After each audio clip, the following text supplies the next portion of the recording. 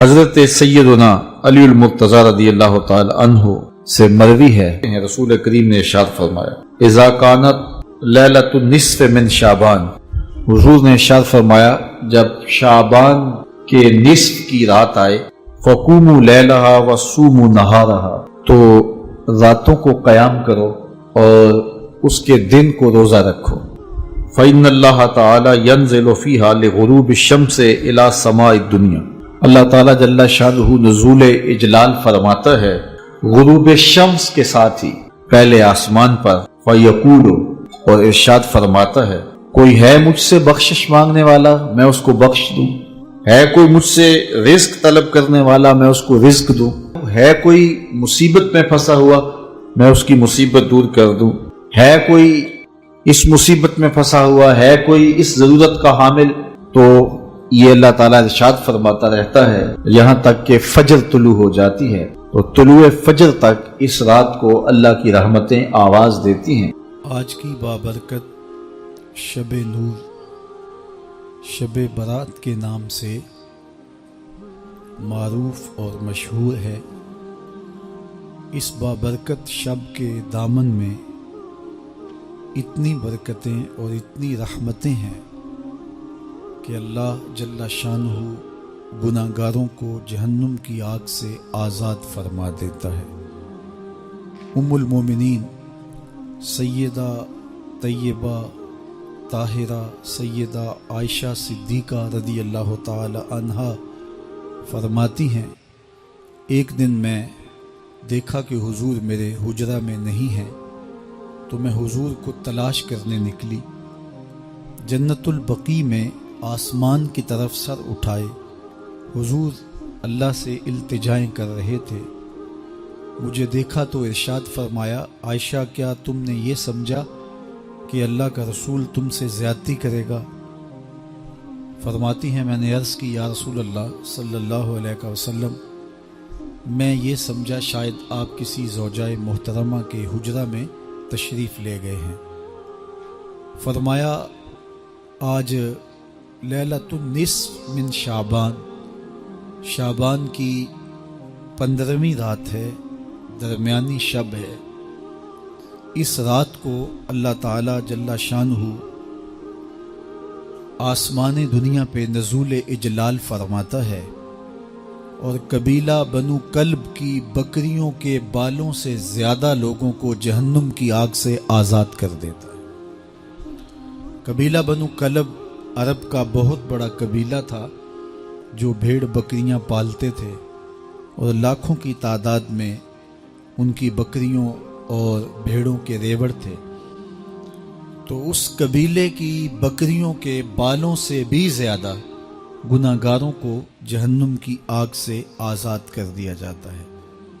تو یہ وہ بابرکت شب رحمت ہے، شب نور ہے، جس کے دامن میں اتنی برکتیں ہیں کہ کوئی محروم نہیں رہتا۔ صرف وہ بد نصیب لوگ جو شرک میں مبتلا ہیں، جو سخت کینہ پرور ہیں، جو قطع رحمی کرتے ہیں، قاتل ہیں، عادی شرابی یا بدکار ہیں، انہیں اس مبارک رات میں محروم رکھا جاتا ہے، ورنہ اللہ کی رحمتوں کا عموم اس بابرکت راتوں میں اس قدر ہوتا ہے کہ کوئی گناہگار جو اس کے حضور ہاتھ دعا کے لیے اٹھاتا ہے اور اپنا دامن پھیلا کے اس کی رحمتیں مانگتا ہے، اسے محروم نہیں رکھا جاتا، بلکہ اللہ سب گناہگاروں کو جہنم کی آگ سے آزاد کر دیتا ہے۔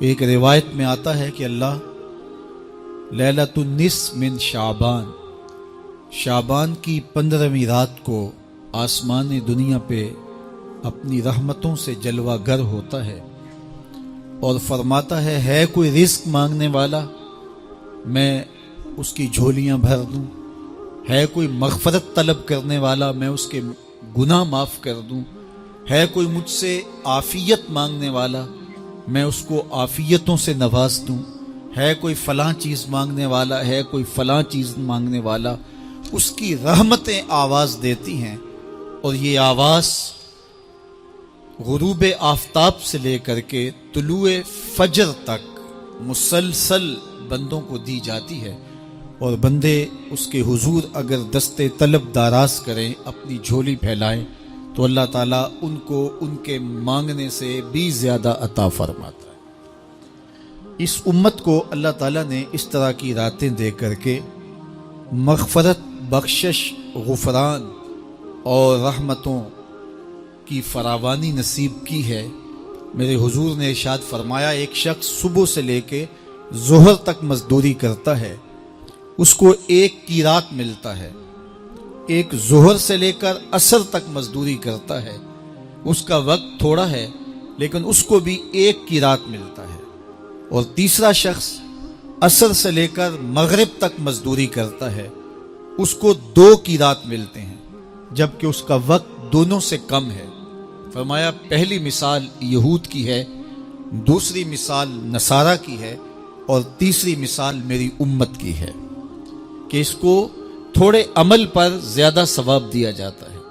تو یہود اور نصارہ نے اس پہ برا منایا، تو حضور علیہ السلام نے فرمایا کہ اللہ نے ان کے اجر میں تو کمی نہیں کی، لیکن مسلمانوں کو زیادہ اجر دے دیا، تو یہ اس کی کرم نوازی ہے۔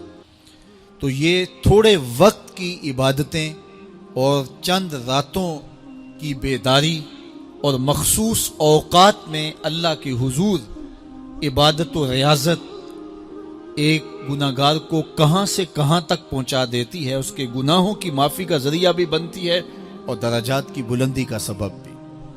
دیکھیے لیلۃ القدر ایک رات 1000 مہینے کی عبادتوں سے بہتر قرار پاتی ہے۔ اسی طرح دیگر مواقع ہیں کہ اللہ تعالیٰ اس امت کے لیے رکھے ہیں، رحمت رب بہانہ می طلب، اور یوں بھی پڑھا گیا رحمت رب بہانہ می طلب۔ اس کی رحمتیں قیمت نہیں مانگتی اور اس کی رحمتیں بہانہ تلاش کرتی ہیں، تو وہ اپنے بندوں کو بخشنے پہ آمادہ ہے اگر وہ اپنا دامن طلب پھیلائیں۔ قرآن مجید میں ایک مقام دیکھیے کتنا دل آویز ہے۔ فرمایا ما یفعل اللہ بعذابکم، اللہ تمہیں عذاب دے کے کیا کرے گا؟ اس کی یہ چاہت نہیں ہے کہ تمہیں عذاب میں مبتلا کرے، اس کی چاہت یہ ہے کہ تم اس کی چوکھٹ پہ آؤ، جھولی پھیلاؤ، اس سے خیرات اور رحمت مانگو، اور وہ تمہارے ماضی کے سارے گناہ معاف کر کے، ساری غلطیاں معاف کر کے تمہیں اپنی رحمتوں سے مالا مال فرما دے۔ تو وہ بندوں کو بخشنے پہ، بندوں کی مغفرت کرنے پہ آمادہ ہے اور اس کی رحمتیں بہانے تلاش کرتی ہیں۔ اللہ اکبر۔ اور دوسری جانب اس کے بندے، اس کے مملوک، اس کی مخلوق، اور مخلوق کی گناہگار اور نیکوکار اس کی رحمتوں کے طالب ہوتے ہیں، بلکہ وہ گناہ کرنے کے بعد جب معافی مانگتے ہیں تو اللہ کو یہ معافی بہت پسند ہے۔ معافی مانگنا، اس کے حضور اپنے دامن کو پھیلانا، وہ اس کو بہت زیادہ محبوب ہے۔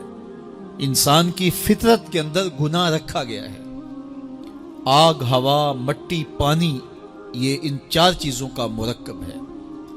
اس کے جو عناصر ہیں اس میں کبھی اعتدال قائم نہیں رہتا اور اس سے گناہ سرزد ہو جاتے ہیں۔ گناہ کرنے کے بعد بندے کا اس گناہ پہ اصرار کرنا، اڑ جانا، ضد کرنا، توبہ نہ کرنا، اللہ کو یہ پسند نہیں۔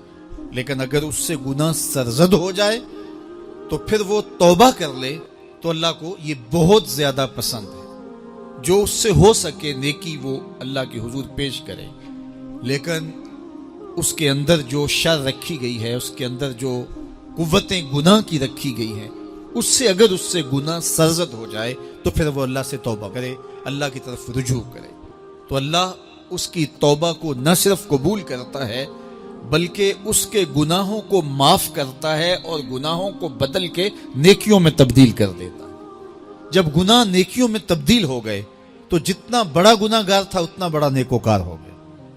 حضرت سیدنا عمر رضی اللہ تعالیٰ عنہ بازار میں جا رہے تھے تو ایک شرابی نے ہاتھ میں بوتل پکڑی تھی شراب کی، تو حضرت عمر ہاتھ میں درہ رکھتے تھے اور آپ کا جاہ و جلال دیتنیت ہوتا، تو جو ہی حضرت عمر رضی اللہ تعالیٰ عنہ کو اس نے دیکھا تو ڈر گیا اور دل ہی دل میں کہا اے اللہ آج عمر کے قہر سے بچا لے، میں تیری بارگاہ میں سچی توبہ کرتا ہوں، اور جلدی سے شراب کو بغل میں چھپا لیا۔ اتنے میں حضرت عمر سر پہ پہنچ گئے اور گرج کر کڑک کے کہا کہ یہ تیری بغل میں کیا ہے؟ چونکہ اس کو بوتل چھپاتے دیکھا تھا تو وہ ڈر گیا اور ڈرتے ڈرتے کہنے لگا حضرت یہ سرکہ ہے۔ اب تھی تو شراب، لیکن ڈرتے ہوئے بولا حضرت سرکہ ہے۔ تو حضرت عمر نے کہا نکال۔ جب نکالا تو شراب نہیں تھی، واقعی سرکہ بن چکا تھا۔ تو جب اللہ کے حضور کوئی توبہ کرتا ہے، اللہ اس کے گناہوں کو بدل کے نیکیوں میں تبدیل کر دیتا ہے۔ حدیث پاک میں آتا ہے کہ قیامت کے دن اللہ ایک شخص کو کہے گا کہ اپنا نامہ اعمال پڑھ، تو وہ نامہ اعمال پڑھنے لگ جائے گا۔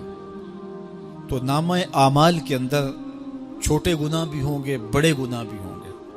تو اللہ سے حیا کرتے ہوئے، شرم کرتے ہوئے وہ بڑے بڑے گناہوں کو چھوڑتا جائے گا اور چھوٹے چھوٹے گناہوں کو پڑھتا رہے گا۔ جب وہ سارے گناہ پڑھ چکے گا اور کتاب ختم ہوگی تو اللہ تعالیٰ اسے فرمائے گا میرے بندے تو نے یہ جتنے گناہ پڑھے ہیں میں نے سب کو بدل کے نیکیوں میں تبدیل کر دیا۔ تو بندہ کہے گا اللہ ابھی تو میرے بڑے بڑے گناہ رہتے ہیں جو میں نے پڑھے ہی نہیں۔ فَضَحِكَ النَّبِيُّ حَتَّى بَدَتْ أَنْيَابُهُ، حضور جب یہ بیان فرما رہے تھے تو حضور اتنا مسکرائے کہ صحابہ نے حضور کی داڑھیں دیکھ لی۔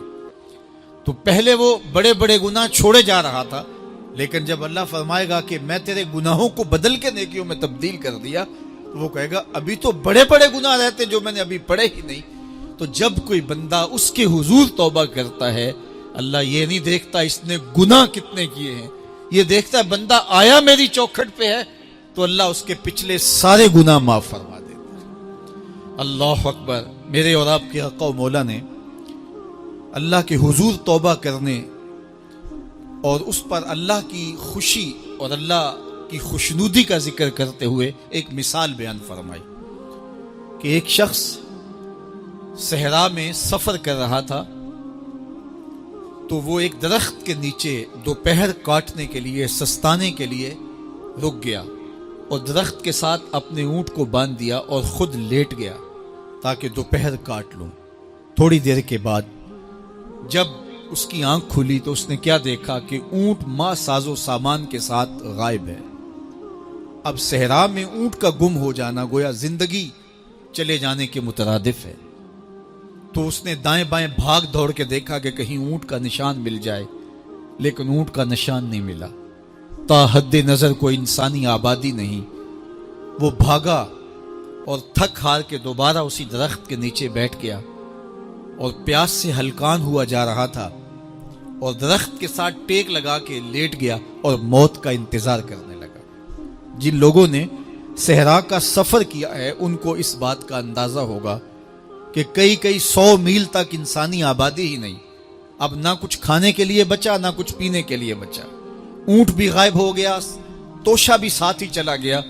تو اب ظاہر ہے سیدھی موت ہی نظر آ رہی ہے، تو وہ اس درخت کے ساتھ ٹیک لگا کے بیٹھ جاتا ہے اور موت کا منتظر ہوتا ہے۔ تھوڑی دیر کے بعد پھر اس کی دوبارہ آنکھ لگ جاتی ہے۔ جب دوبارہ آنکھ لگتی ہے تو تھوڑی دیر بعد پھر آنکھ کھلتی ہے۔ جب دوبارہ آنکھ کھلتی ہے تو دیکھتا ہے کہ اونٹ جو گما تھا ماں ساز و سامان کے اس کے پاس کھڑا ہے۔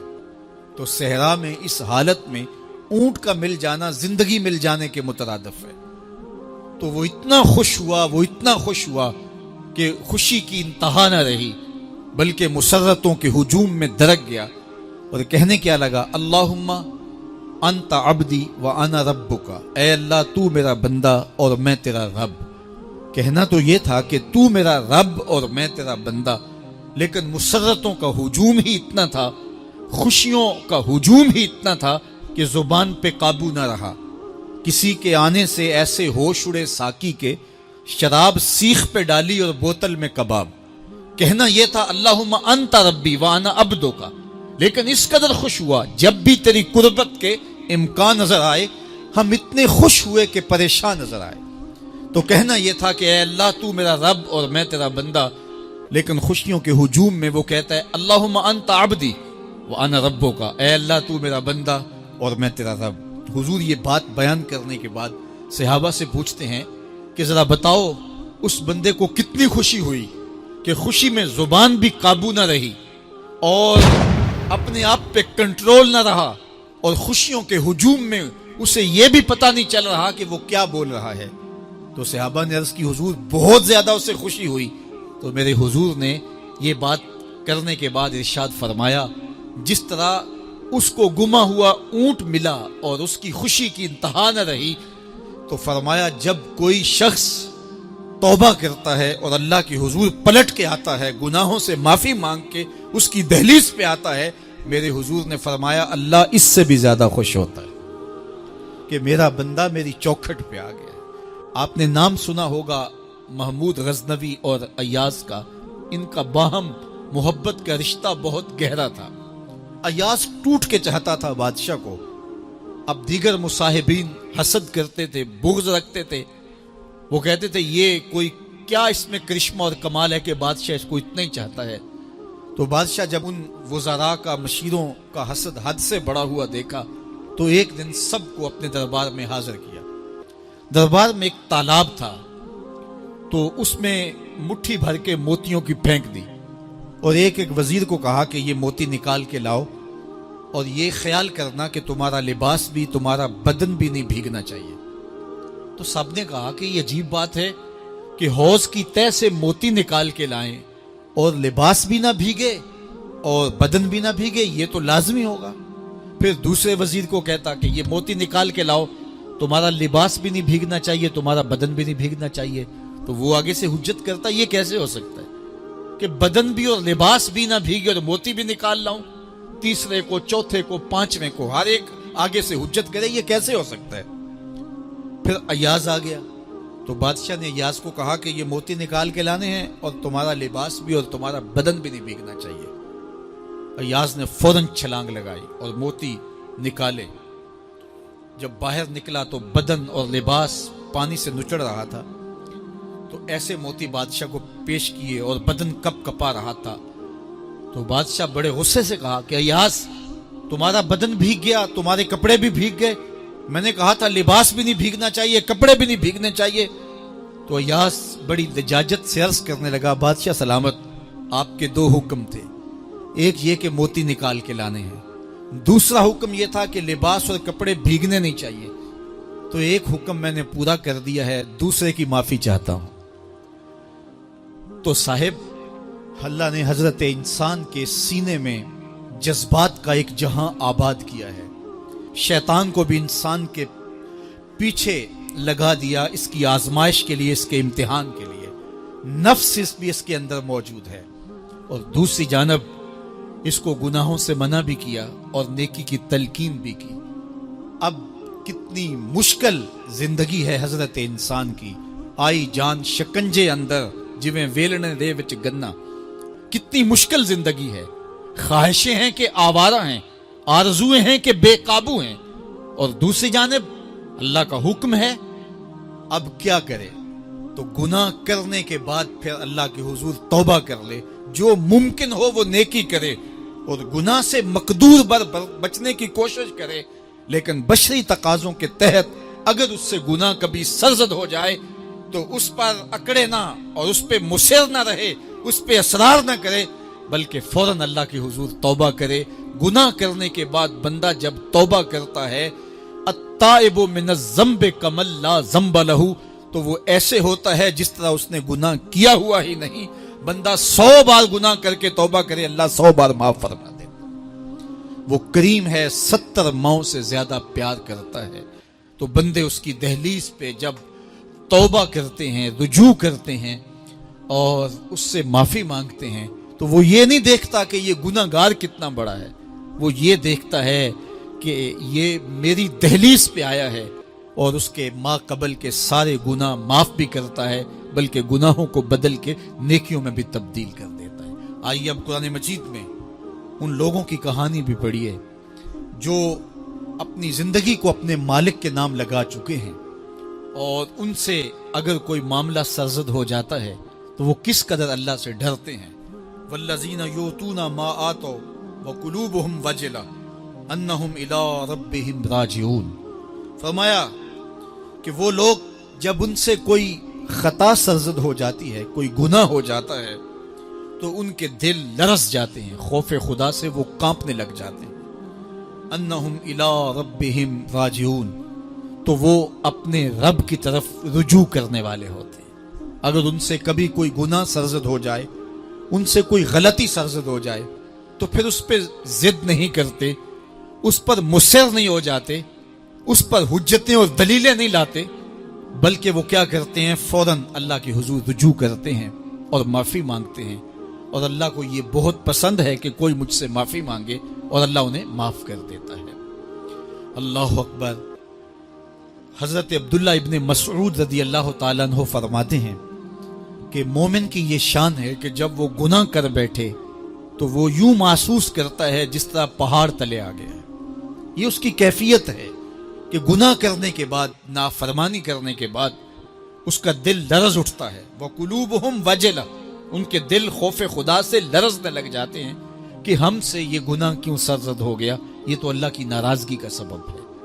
تو حضرت عبداللہ ابن مسعود فرماتے ہیں یوں محسوس کرتے ہیں جس طرح پہاڑ تلے آ گیا ہے اور پہاڑ ابھی گر جائے گا اور انہیں کچل دے گا.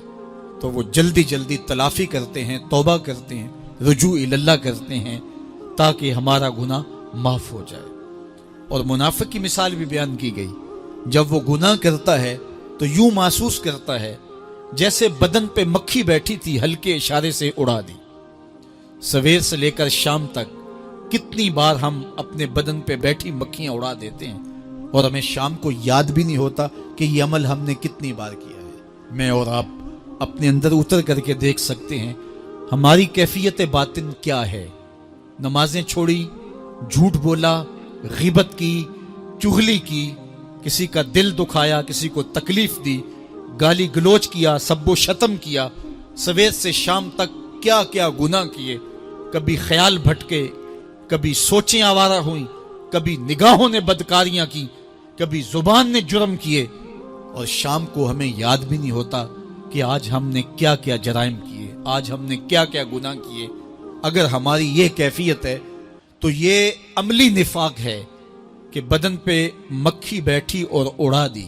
اور اگر ہماری کیفیت یہ ہے کہ گناہ کے بعد یہ محسوس ہوتا ہے کہ ہم پہاڑ تلے آ گئے اور اللہ کی ناراضگی ہم نے مول لے لی اور جلدی جلدی توبہ کر کے رجوع کرنے کی جانب بڑھتے ہیں، تو پھر مبارک ہو. نہیں تو مجھے اور آپ کو اپنا محاسبہ کرنا چاہیے. ہمارے دلوں پر زنگ چڑھ گئے ہیں اور ہماری کیفیت یہ ہو گئی ہے کہ گناہ کرنے کے بعد بھی ہم ڈٹے رہتے ہیں. جبکہ زندگی اصحاب رسول کی دیکھیے ان سے بھی کبھی کوئی خطا سرزد ہو جاتی تو وہ فوراً اس گناہ کی تلافی کے لیے حضور کی بارگاہ میں حاضر ہو جاتے. حضرت ابو لبابہ رضی اللہ تعالیٰ عنہ نے اپنے آپ کو مسجد نبوی کے ستون کے ساتھ بندھوا دیا اور کہا کہ جب تک میری معافی نہیں ہوگی تب تک اپنے آپ کو کھلواؤں گا نہیں. اور پھر جب ان کی بخشش کا اعلان ہوا تو پھر حضور کے ہاتھوں سے اپنے آپ کو انہوں نے کھلوایا.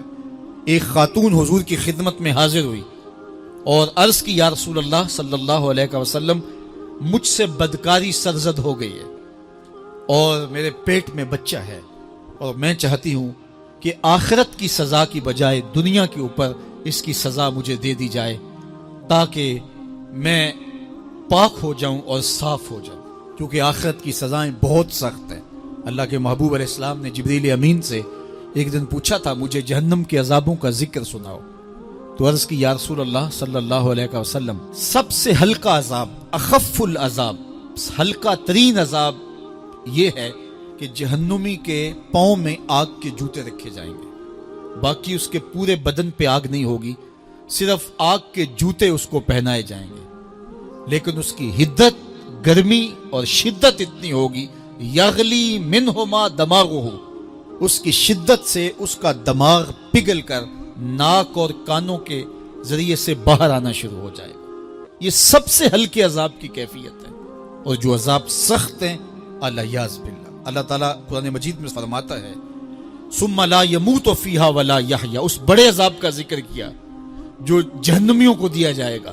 فرمایا اس عذاب کی کیفیت یہ ہوگی بندہ نہ جیے گا نہ مرے گا. جیے گا اس لیے نہیں کہ آگے اور پیچھے دائیں اور بائیں آگ ہی آگ ہوگی تو اس آگ میں جینا کو جینا تو نہیں ہوگا. اور مرے گا اس لیے نہیں کہ موت کو موت آ چکی ہوگی. جنت میں جنتیوں کو ایک ہی ڈر اور خدشہ ہوگا کہیں موت نہ آ جائے, اور جہنمیوں کو ایک ہی امید ہوگی کہیں موت آ جائے اور جان چھوٹ جائے. اللہ تعالیٰ مینڈے کی شکل میں موت کو لائے گا اور موت کو ذبح کیا جائے گا. جنتی جنت سے اور جہنمی جہنم سے دیکھ رہے ہوں گے. جب موت کو ذبح کر دیا جائے گا اب موت نہیں ہے تو جنتی اتنے خوش ہو جائیں گے کہ اگر موت کو موت نہ آئی ہوتی تو یہ خوشی سے مر جاتے, اور جہنمی اتنے مایوس دکھی اور پریشان ہوں گے کہ اگر موت کو موت نہ آئی ہوتی تو یہ صدمے سے مر جاتے. تو وہ کتنا سخت عذاب ہوگا. اللہ یاز باللہ کے ہلکے ترین عذاب کی کیفیت یہ ہے کہ پاؤں میں آگ کا جوتا اور دماغ پگھل کے ناک اور کانوں کے راستے سے باہر آ جائے. تو اس نے عرض کی یا رسول اللہ صلی اللہ علیہ وسلم میرے اوپر حد جاری کر دیجئے. اور اس نے کہا کہ میرے پیٹ میں جو ہے وہ بچہ ہے. اللہ کے محبوب علیہ السلام نے فرمایا جاؤ جب بچہ پیدا ہو تو پھر آنا. وہ چلی گئی. تو جب بچہ پیدا ہوا تو گود میں اٹھائے پھر حضور کی خدمت میں حاضر ہوئی اور عرض کی یا رسول اللہ یہ ہے بچہ جو میں نے گناہ کیا تھا, بدکاری کی تھی, آج یہ اس کی نشانی ہے. تو اللہ کے محبوب علیہ السلام نے فرمایا کہ اسے لے جاؤ اور اسے دودھ پلاؤ, اور جب یہ کچھ کھانے پینے لگ جائے گا تو پھر آنا. تو تھوڑی دیر کے بعد, کچھ دنوں کے بعد وہ دوبارہ حاضر ہوئی اور اس نے اس بچے کے ہاتھ میں روٹی کا ٹکڑا دیا ہوا تھا اور عرض کی یا رسول اللہ دیکھ لیجئے اب یہ روٹی کھانے لگ گیا ہے. اللہ اکبر. تو اللہ کے محبوب نے فرمایا انہیں لے جاؤ اور جا کے انہیں سنگسار کر دو. اس کی یہ حد بنتی تھی, اس کو سنگسار کیا اور اس نے خود یہ سزا اپنے لیے قبول کی. مائز ابن مالک اسلمی عرض کی یا رسول اللہ طہرنی, مجھے پاک کر دیجئے. میرے حضور نے فرمایا جاؤ اللہ سے معافی مانگو. وہ گئے اور معافی مانگی, بے چینی اتنی تھی, پھر آ گئے اور عرض کی طہرنی یا رسول اللہ, حضور مجھے پاک کر دیجئے. فرمایا جاؤ اللہ سے معافی مانگو. وہ گئے, معافی مانگی, پھر پلٹ آئے. تیسری مرتبہ, چوتھی مرتبہ آقا کریم نے فرمایا فیما اطہرو کا, تمہیں کہا اللہ سے معافی مانگو, کریم ہے معاف کر دے گا, تم پھر پلٹ آتے ہو, تمہیں کس جرم سے پاک کروں؟ قال من الزنا, عرض کی مجھ سے بدکاری ہو گئی ہے اور میں چاہتا ہوں کہ دنیا پر فارغ ہو جاؤں. حضور نے فرمایا کہ اس کا توازن عقلی تو ٹھیک ہے. عرض کی حضور صحیح الحواس ہے.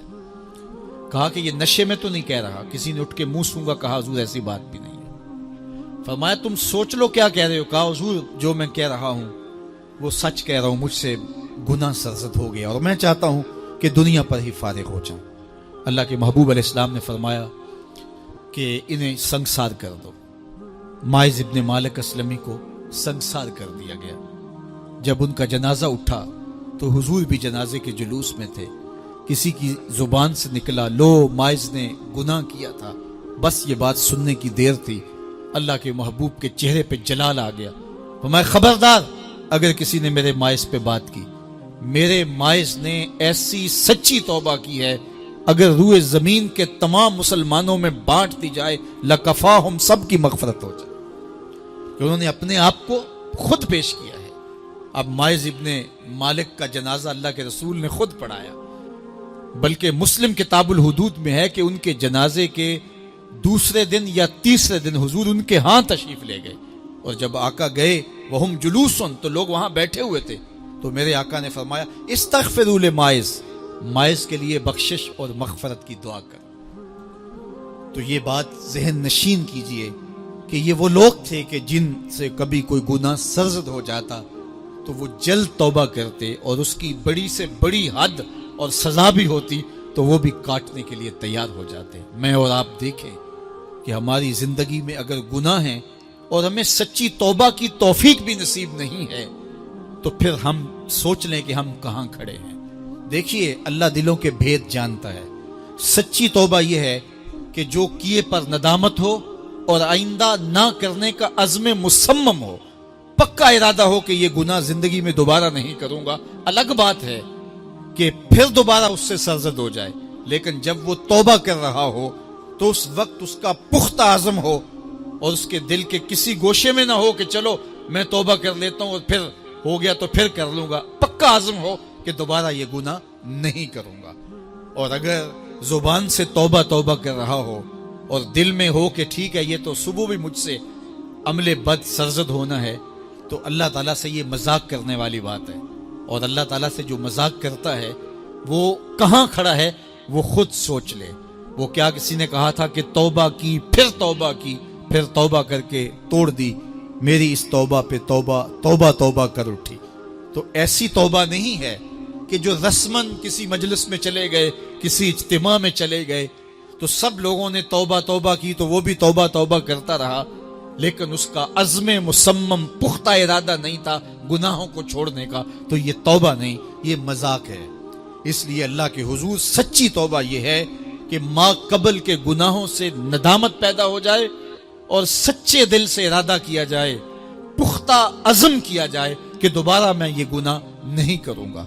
یہ الگ بات ہے کچھ عرصے بعد اس سے پھر سرزد ہو جائے، پھر وہ گناہ ہو جائے، تو پھر وہ پکی توبہ کرے تو 100 بار بھی گناہ کرے گا، 100 بار بھی توبہ کرے گا، اللہ 100 بار قبول کرے گا۔ تم نے اس کے حضور پیش ہونا ہی ہونا ہے، اس کے حضور جانے سے تم بچ نہیں پاؤ گے، چھٹکارا نہیں، رستگاری نہیں۔ ایک ایک عمل کا تمہیں حساب دینا ہوگا، ایک ایک حرکت اور ایک ایک سکنت تمہاری تشت ازبام ہوگی، تمہارا پوشیدہ اور مخفی عمل قیامت کے دن سامنے آ جائے گا۔ اللہ اکبر، یہ قرآن ہے، یہ کوئی فرضی کہانی نہیں ہے۔ انہ لقول فصل وما هو بالہزل، فرمایا یہ قول فیصل ہے، یہ طے شدہ حقیقت ہے، یہ امر واقعی ہے، یہ کوئی مذاق نہیں ہے کہ یوں ہی کوئی کہانی بیان کر رہا ہے، یہ سب کچھ ہونے والا ہے، یہ اپنی آنکھوں سے تم دیکھو گے۔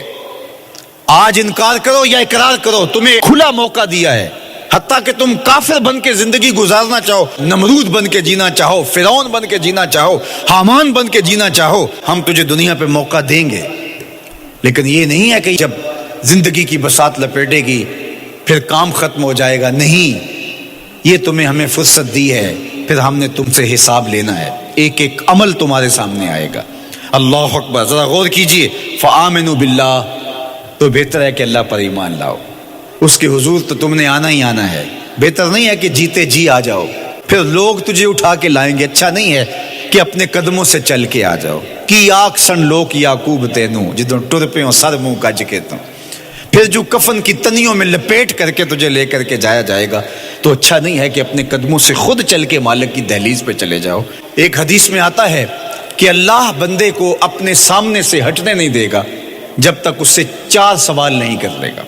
آپ دیکھیے، میں دیکھوں کیا ہم ان سوالوں کے جواب دینے کے لیے اپنے آپ کو تیار کر رہے ہیں۔